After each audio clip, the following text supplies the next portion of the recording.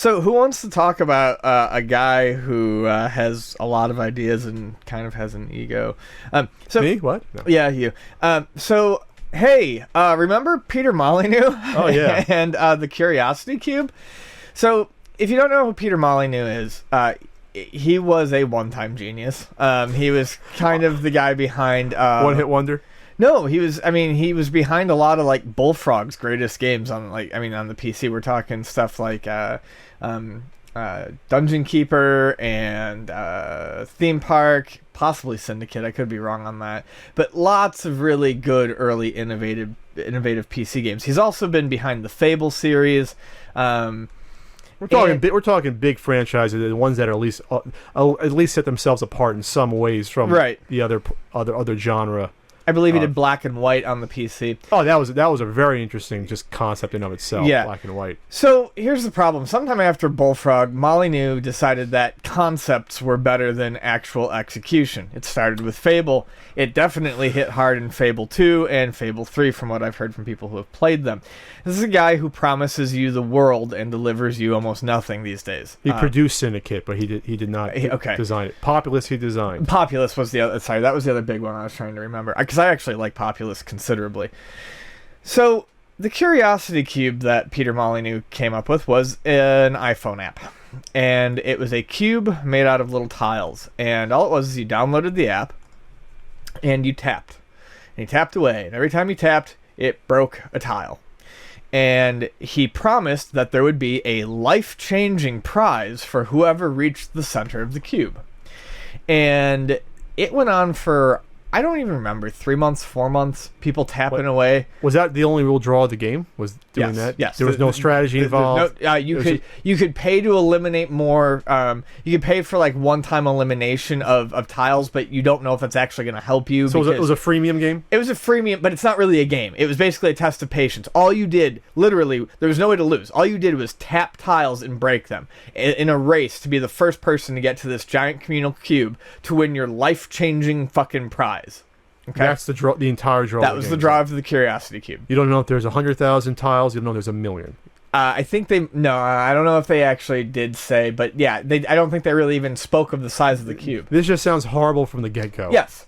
Well, especially when Peter Molyneux is promising you a life-changing prize on the inside. At this point, Molyneux had already lost, in my opinion, all credibility, so I knew that this was going to be some sort of horse shit.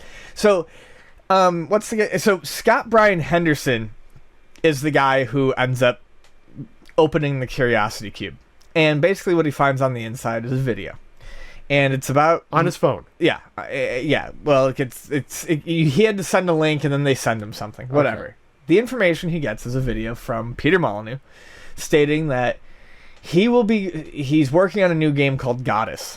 Okay? Now, it's already out. You can play it in single player. It's like a God Sim type game where only you play the... from what I understand, you basically play the worshippers, the people on the planet, and you have to go through like rituals and stuff to keep the gods happy. So kind of like Black and White, but you're playing as the people. You're playing as the people instead of the gods. Okay. It's reversed. And the god role can be filled by a human in multiplayer. Okay.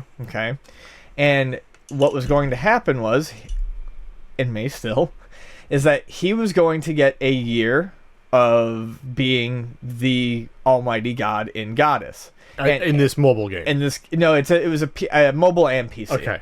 And it was going, and he would also get, I believe, 1% cut of all the sales of Goddess. Okay. So Goddess launches and there's no multiplayer. And with no multiplayer, there's no way for Scott Brian Henderson here to be a god.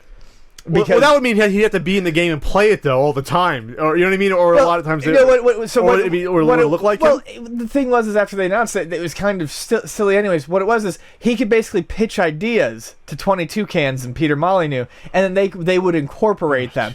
But they had the right of veto. So like if he wanted to just blow something up, he couldn't do it. You know. Okay. So anyways, this is Brian Henderson we're talking about. Okay. The multiplayer still isn't instilled. The guy Brian Henderson, and this is 2 years ago. This is 2 years ago. Okay.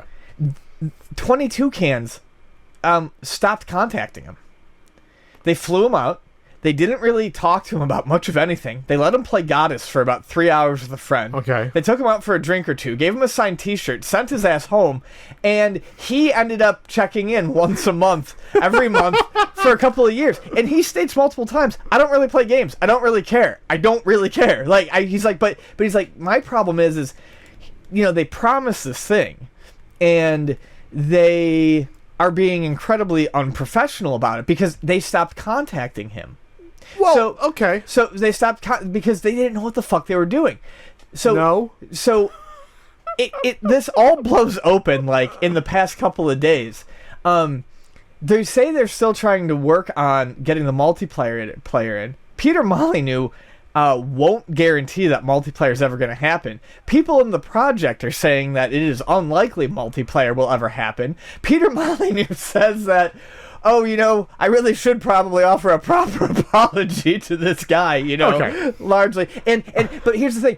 Goddess has already been, the staff has already been downsized to almost nothing because they're already working on the next game. So this Curiosity Cube thing was so big. And then they got a winner, and it's a life-changing prize. And this guy has seen no cents from it, no dollars, no pounds, and has not had any interaction with the game. So basically, the prize was a complete and total bust. Okay. And it sounds like Brian Henderson doesn't really care at this point. The biggest thing he's following up on it mainly because he's just so amazed at how unprofessional the whole thing was handled. What did you expect from a game where the only draw, first of all, was this quote-unquote prize, where you're just breaking tiles? Because that wasn't the game. The prize was...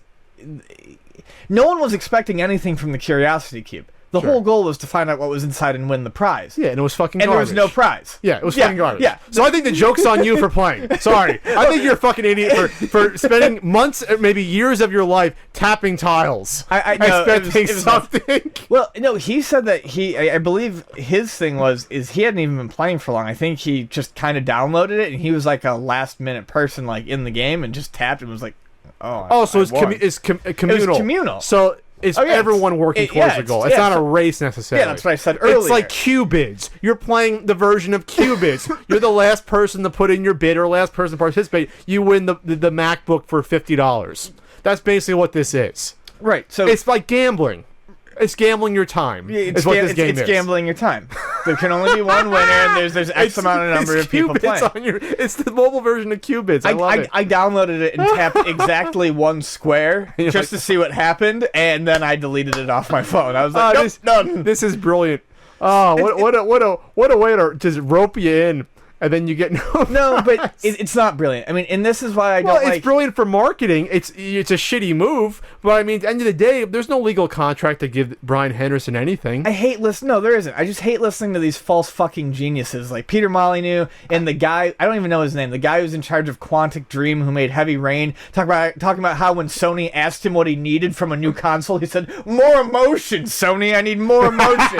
That's not something you put in a fucking console. I can't stand listening to these assholes. Their heads are so far up their own asses. So your problem is with the pretension of these creators and thinking they're geniuses and not delivering. And then they can't deliver fuck all. Well, from the game concept itself, you tell me this game concept, this sounds ridiculous to begin with. I'm not talking about... It really has nothing to do with the Curiosity Cube. It has everything to do with the fact that Goddess never got to the point that it was supposed to get to. It never got to the point where there was multiplayer. But what does it tell you when this genius...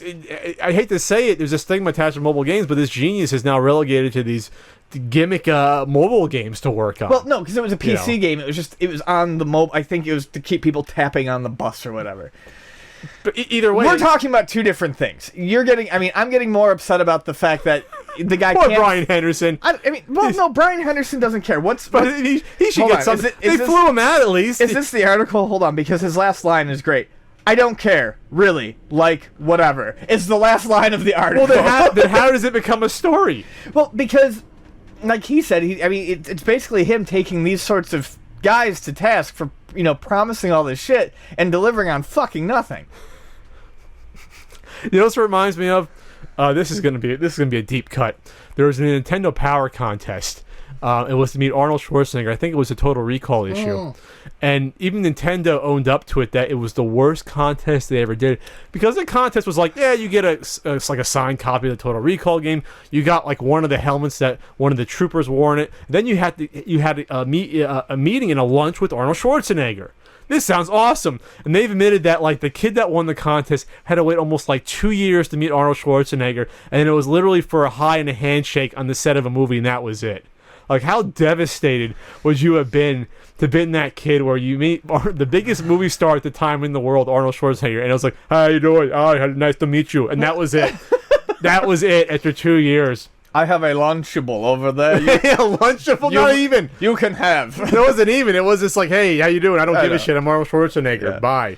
You know. Anyway, so is there a lesson to be learned here besides don't play shitty mobile games? I don't know. That's not the lesson. That's not the lesson. The lesson is stop believing in these fucking people who eat their own shit for dinner and drink their own pee.